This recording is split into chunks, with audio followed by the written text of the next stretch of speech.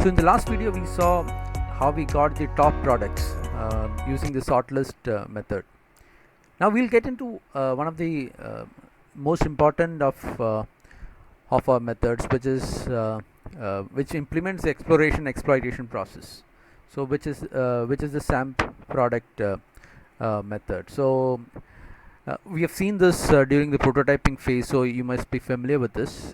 You can refer to the Post5 videos to understand more about this. We'll quickly get into this. So the first is to get the list of all the products which are there for the segment. So in our initial assumptions, we said that a customer, we are going to recommend products which are relevant for that particular segment for a customer. If a customer belongs to segment Q4, we take the sample of products from all the products which are there in that Q4 segment. So that was our basic assumptions.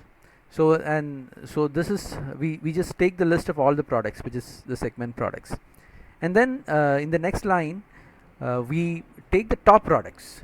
Say if suppose you want top 10 products, we take the top 10 products in this by sorting and then taking the top products. So now here we use this earlier method, sort list, to get the top 10 products.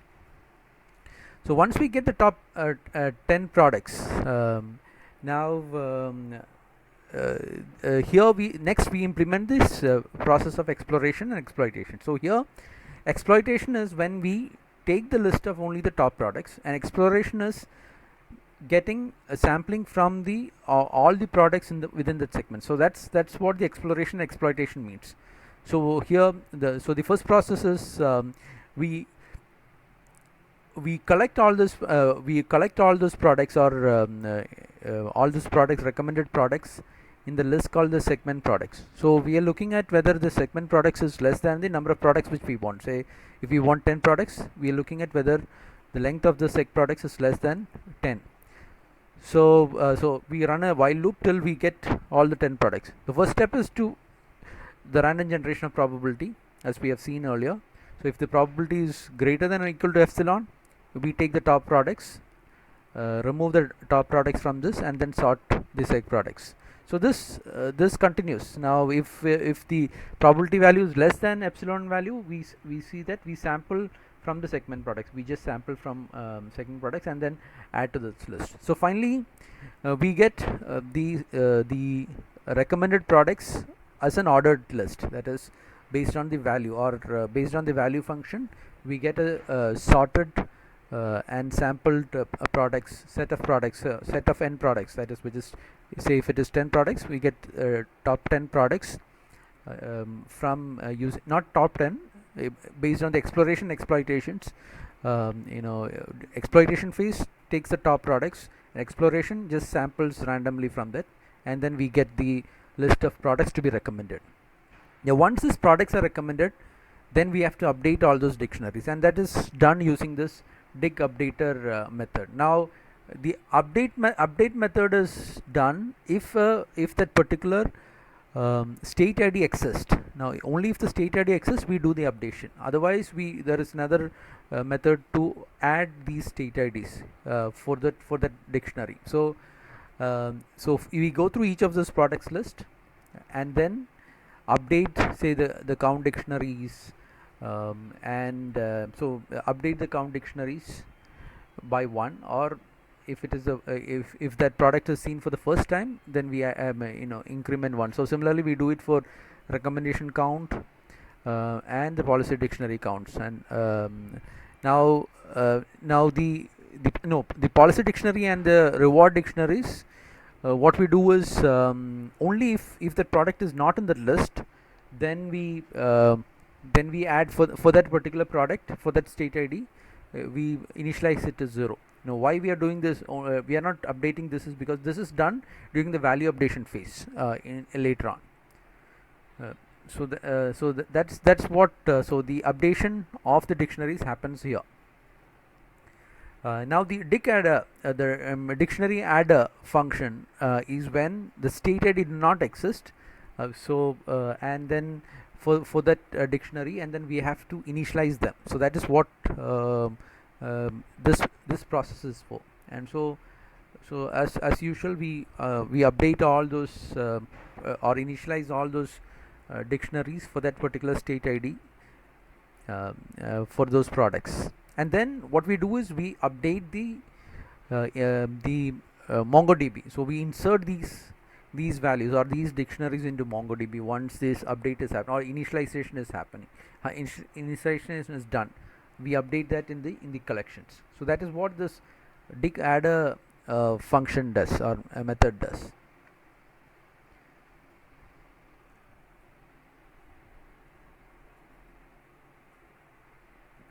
Now the next method is where the RL recommend the method, which ties all these methods together. So obviously the first process is to get a state ID, which is we have done this sampling of the state ID earlier on in one of the processes. We've sampled a state ID, and then so here we sample one of the state IDs, or we get the state IDs rather. So we use that, so here this is the state sample. So we sample the state IDs using that method. So and then we what we do is we go through the length of the policy dictionaries. If length of the policy dictionaries for that state ID is greater than 0, that means if the state ID exists, then we go through one process. If the state ID do not exist, then we go to another process. Now this second process is for where the dic adder dictionary adder method comes in, and the first process is for the dictionary updater method. So first we sample the products. As we have seen, we've got the list of this recommended products, and then we check for whether the recommendation collection also exists. So that's a separate process which we have seen earlier. Just pause this and then go refer earlier code about this initializing the recommendation collections. And once this recommendation collection is initialized, then we update all those dictionaries. So this is the process when the state ID exists. If the state ID do not exist, again the first product first what is done is we take the list of